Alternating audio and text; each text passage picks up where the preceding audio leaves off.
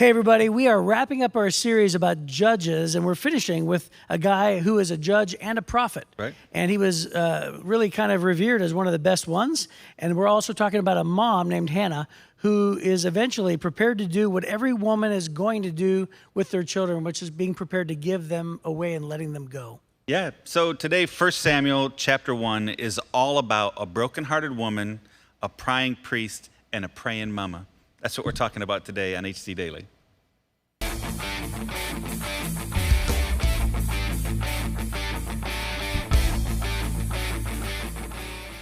You're listening to another episode of HC Daily, a daily devotional podcast that you can listen to at home or on the go. We believe that you can grow as much as you want to grow spiritually, and this podcast can be a part of your daily growth plan.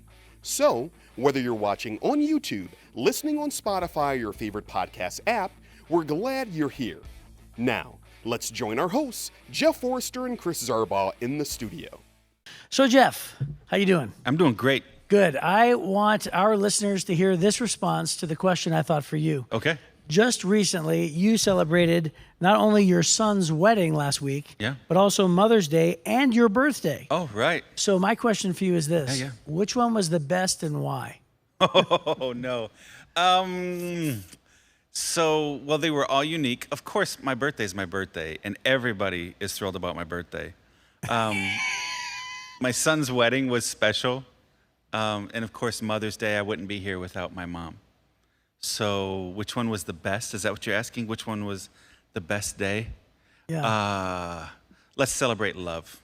We'll celebrate love. Oh, it was my son's wedding. What a politically awful answer.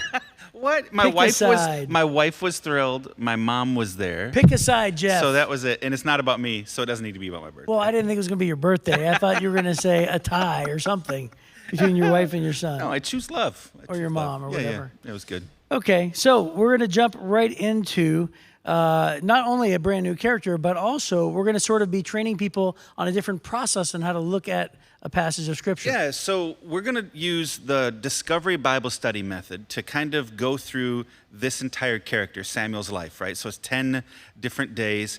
And the Discovery Bible Study method is a really easy way to engage people, whether they are experts in the Bible or novices in the Bible, to begin to explore what the words have to say. So there's a couple of ground rules in order to make it make sense and to have it be consistent and have it be fair for everybody. One of them is we only deal with what's on the page. That's a big part of it, right? So that means we're not cross-referencing going, oh, that reminds me in, 2 Chronicles, whatever. Instead, we just stick with what we're reading on the page. And then we're going to ask a couple of key questions. Because really, we think that anybody can understand, at least on the surface, what the Bible is saying if you just ask the right questions. Right questions help you think in the right way and also help you kind of probe the real meaning. We can unpack the big meaning of the Bible. Yeah, and there's a big difference between learning factual things and then asking the questions to sort of extract application. Right. And this is what these questions are designed to do. Yeah, my parents instinctively began to do this when I was a kid. We started having daily devotions, and we would ask these kinds of questions. So just to summarize for you, you always ask what's stands out the most in this passage, what's the thing that catches your attention? And then we'll ask, what does this passage teach us about God? We'll ask, what does this passage teach us about people or about myself? And then we'll say, because God's word is true, how do I apply it to my life? What should change in my life? And there's a few questions you can ask to unpack that. Is there an example to follow? Is there a sin to avoid? Is there a command to obey? Is there a promise to claim? Or is there a challenge that I should take up, right? So, when you ask those questions, that helps you unpack how should I apply it. And then the last big one is there somebody I should be talking to about this? Who can I talk to at work or a friend or family member? So really the big ones are what stands out, what does it teach us about God, what does it teach about people, and how should this change my life? Those are really the big ones. And it's a great, especially, I can imagine there's probably not a lot of people who have done in-depth Bible studies or are familiar with multiple methods. And if there aren't, and they're just tuning in and listening, this is a great way for them to sort of take hold of it and kind of pick their own passage and do it themselves. Right. Because it's a really great kickoff point, but at the same time, it also feels like has a lot of depth to it too. So Yeah. it's not superficial. Well, so you would think if we keep asking the same 4 or 5 questions, it's going to get boring after a while, but it doesn't. There's really dynamic conversation because the Bible is so dynamic. Right. And these are just guideline questions. So this is a great way if you wanted to start a Bible study at work with people who don't even know the Bible.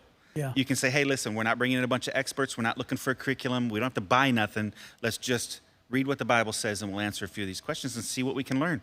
And so I love it. I think it's going to be really interesting for people. And I just want to say, we did not pick the book of 1 Samuel because we thought it was going to be easy to do. As a matter of fact, both of us were a little intimidated. Yeah, for sure. Saying, is this going to be easy? Is it going to be hard? And we'll just see how it goes. It's kind of an experiment for us. Yeah, for sure. Okay. So we're going to read from 1 Samuel chapter 1, and we're going to read all the way through the whole chapter. That's right. And then we'll just talk about it. In a typical Discovery Bible study, you would read through it 2 times and then try to explain it right from there. But we'll just read it the one time in order to save time. But we can encourage people at home to read a second time if they want to. Sure. Okay, so here we go. We're going to read in 1 Samuel chapter 1. We're going to just read, I think, the entire chapter, 28 verses. It says, there was a man named Elkanah who lived in Ramah in the region of Zuph in the hill country of Ephraim. Oh, okay. Now I know. Right. Where are those places? It's so clear. They are on typical Israel maps and stuff like that. Yeah, so for that's sure. there. Anyways, he was the son of Jehoram, son of Elihu, son of Tohu, son of Zuph of Ephraim. Elkanah had 2 wives, Hannah and Peninnah. Peninnah had children, but Hannah did not. Each year, Elkanah would travel to Shiloh to worship and sacrifice to the Lord of the heaven's armies at the tabernacle. The priests of the Lord at that time were the 2 sons of Eli, Hophni and Phinehas. On the days Elkanah presented his sacrifice, he would give portions of the meat to Peninnah and each of her children. And though he loved Hannah, he would give her only 1 piece or 1 choice portion because the Lord had given her no children. So Peninnah would taunt Hannah and make fun of her because the Lord had kept her from having children. Year after year, it was the same. Peninnah would taunt Hannah as they went to the tabernacle, and each time Hannah would be reduced to tears and would not even eat. Why are you crying, Hannah? Elkanah would ask. Why aren't you eating? Why be downhearted just because you have no children? You have me. Isn't that better than having 10 sons? There's a mistake. Well, it is a question. Yes. Once after a sacrificial meal at Shiloh, Hannah got up and went to pray. Eli the priest was sitting at his customary place beside the entrance of the tabernacle, and Hannah was in deep anguish, crying bitterly as she prayed to the Lord. And she made this vow, O Lord of heaven's armies, if you will look upon my sorrow and answer my prayer and give me a son, then I will give him back to you. He will be yours for his entire lifetime, and as a sign that he has been dedicated to the Lord, his hair will never be cut. As she was praying to the Lord, Eli watched her. Seeing her lips moving but hearing no sound, he thought she had been drinking. Must you come here drunk? He demanded. Throw away your wine. Oh, no, sir, she replied. I haven't been drinking wine or anything stronger, but I am very discouraged, and I was pouring out my heart to the Lord. Don't think I'm a wicked woman, for I have been praying out of great anguish and sorrow. In that case, Eli said, go in peace. May the God of Israel grant the request you've asked of him. Oh, thank you, sir, she exclaimed. And then she went back and began to eat again, and she was no longer sad. The entire family got up early the next morning and went to worship the Lord once more, and then they returned home to Ramah. When Elkanah slept with Hannah, the Lord remembered her plea, and in due time she gave birth to a son. She named him Samuel, for she said, I asked the Lord for him. The next year, Elkanah and his family went on their annual trip to offer a sacrifice to the Lord and to keep his vow. But Hannah did not go. She told her husband, wait until the boy is weaned, and then I'll take him to the tabernacle and leave him there with the Lord permanently. Whatever you think is best, Elkanah agreed. See, he was dumb in the first statement he makes, but he's really smart in the second one. Whatever you think is best, Elkanah agreed. Stay here for now and may the Lord help you keep your promise. And so she stayed home and nursed the boy until he was weaned. When the child was weaned, Hannah took him to the tabernacle in Shiloh, and they brought along a 3-year-old bull for the sacrifice and a basket of flour and some wine. After sacrificing the bull, they brought the boy to Eli. Sir, do you remember me? Hannah asked. I'm the very woman who stood here several years ago praying to the Lord. I asked the Lord to give me this boy, and he has granted my request. Now I am giving him to the Lord, and he will belong to the Lord his whole life. And they worshiped the Lord there. So Wow. What a story. It is a heck of a story. Yeah. It's a great beginning. So the first question that we would ask is, what stands out to you in this passage? What really jumps off the page? Well, I know there's several things we want to talk about, but can I skip to the one thing that stands out for some reason more than anything in this moment? Is that, so Hannah is a woman who is getting made fun of. Yeah. And so she's being ridiculed. And so immediately my heart went out to her, and especially for something so cruel and mean. You know, I mean, you're talking about something, what is more sacred than the ability to have children to a woman who desperately wants to be a mother? Right. And then this priest comes over and mistakes her for being drunk because she's moving her lips. And he says, "What, are you drunk?" And she says, No, I'm praying. And then he gives her these gentle words. Yeah. And so what he does is he sort of repents a little bit and says, "Oh, you know, I didn't mean to, you know, accuse you of those things. No, I'm not a wicked woman." And he goes, "Well, then go in peace, and may the Lord grant your request." And she exclaimed, "Thank you, sir." And then it indicates that her demeanor completely was changed. Yeah. Which means for me that is very emotional, because it's not only the job of a priest or a pastor or anybody else to make a difference in somebody's life when they're very upset and when they need a good, encouraging word, but also he put his blessing on her and changed her demeanor. It's also the goal of every Christian. And so I just think of like, you know, how good a word that is spoken when it is needed, and what a difference it could make, because certainly it made a difference for Hannah. Right. I think that, I think it's kind of a funny thing when he comes over and thinks she's drunk. Yeah, just yeah. murmuring to herself and talking. I wonder if that was an issue at the tabernacle. Well, sure it was. Right? Sure it was. I don't know, but he's like, we don't need this riffraff around here. And then when he realized she was praying, he kind of is a little embarrassed there, but he's so kind, right? And that really jumped off the page to me too.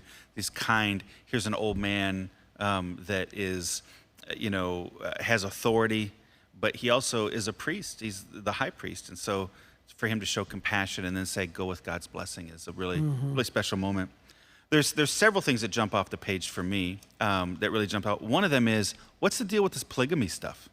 Yeah, and you know, it's interesting because we're not supposed to cross-reference, right? However, the one caveat to the rule of this particular Bible study is to say that if you are doing a life application Bible, which is what we have right here, or another study Bible, you're allowed to sort of read the notes that point to this passage. Yeah. So the idea would be we want to stay in the passage, but hey, if you're using a study Bible, see what it says. Yeah. Sometimes it has something, sometimes it doesn't. Yeah, it does. So what it says is, although many great Old Testament leaders, such as Abraham, Jacob, and David, had more than one wife, this was not God's original design or intention for marriage.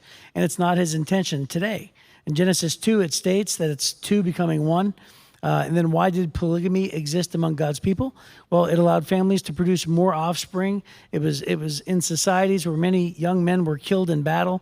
Polygamy became an accepted way of supporting those who would otherwise remain unmarried. And so it was sort of a culture thing that was forbidden by God, and yet people, even good people of good faith, adopted into that for practical reasons. Yeah.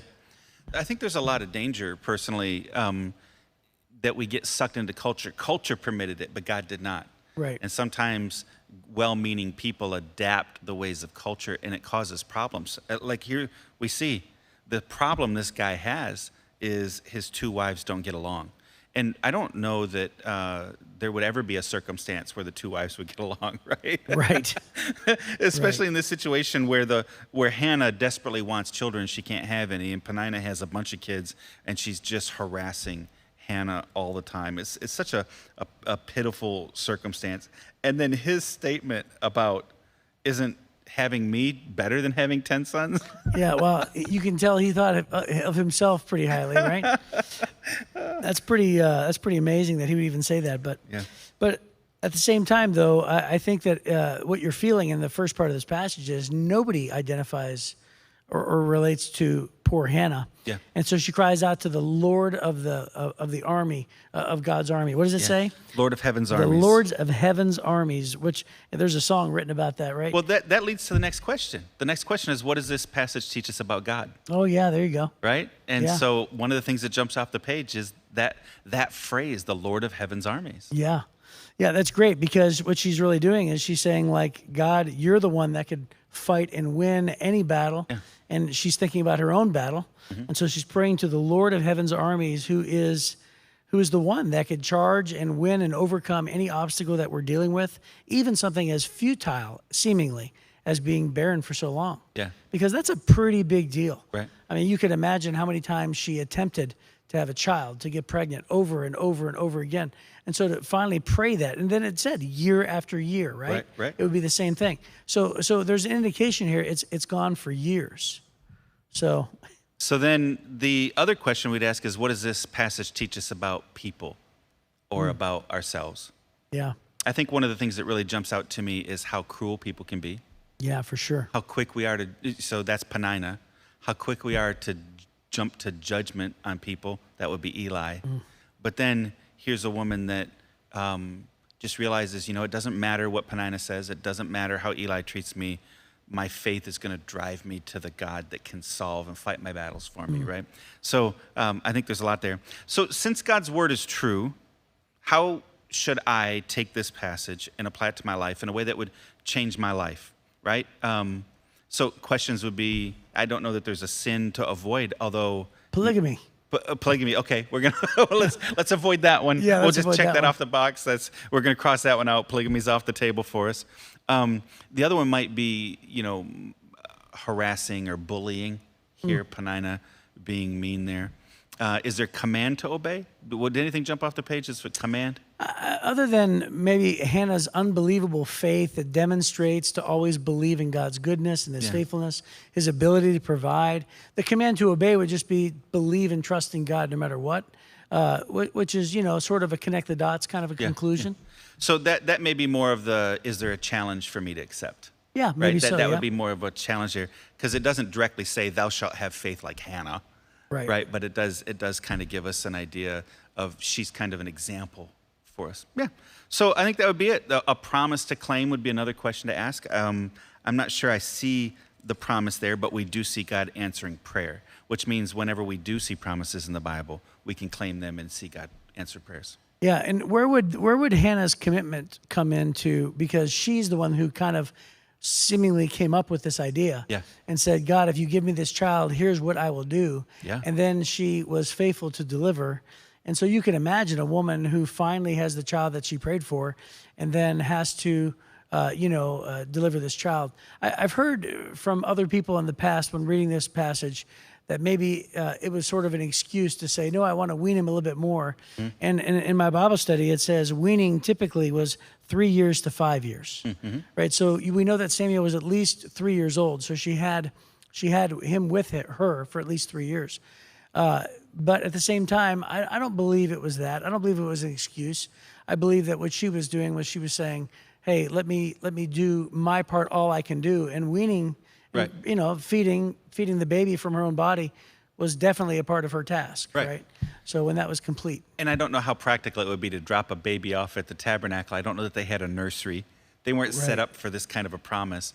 So he probably was older even than 3. He would have needed to have been able to take instruction from Eli and the other priests and to be helpful in some way, carry my toolbox kind of a thing, at least. Right. So yeah, I think it was reasonable. It was her being a reasonable mom, taking care of the child, certainly, but then also being reasonable with regard to her commitment to do it at the right time and not be a burden to God's, servants, the priests. So yeah, there is one change here. I think in the previous podcast, we mentioned that we thought that only Samson and John the Baptist were the only 2 Nazarites, but I missed this one because I made that statement. She said that he'll never have razor to his head. There's some manuscripts that say he wouldn't drink any strong drink either. So looks like he was also a Nazarite. There's a few others, but these are the 3 big ones in the Bible. So yeah, for sure. I'll retract my previous statement and acknowledge that the Bible is always right and Jeff's not always right. That's right. Well, That's a rare moment. Well, God promises to bless his word, not yours, Jeff. Yeah, that's right. So, man, interesting conversation today. Yeah, and so the last question is, who should I share this with? Is there a person I should share it with? Yeah. And I would just say, anybody who's struggling with God's timing on the blessings. Yeah. Anybody who perhaps doubts that God can overcome the seemingly helpless battle that they face. Right. I would say these are the people that we should share this with. Yeah, that's fantastic. Yeah. Well, good. All right, so just join us next time as we continue with the story of Samuel. Thank you for joining us today. If you enjoyed this podcast, please help us spread the word by liking this episode and sharing it on your social media platforms. Be sure to leave a comment and review, and don't forget to give us 5 stars. When you do, you help us reach even more people who need a daily devotional like HC Daily. If you'd like to hear more from Chris and Jeff, they're both teaching pastors at Heritage Church, located in Southeast Michigan. You can get more of their messages by clicking on the Messages tab at heritagechurch.com. Be sure to join us again soon for another episode of HC Daily.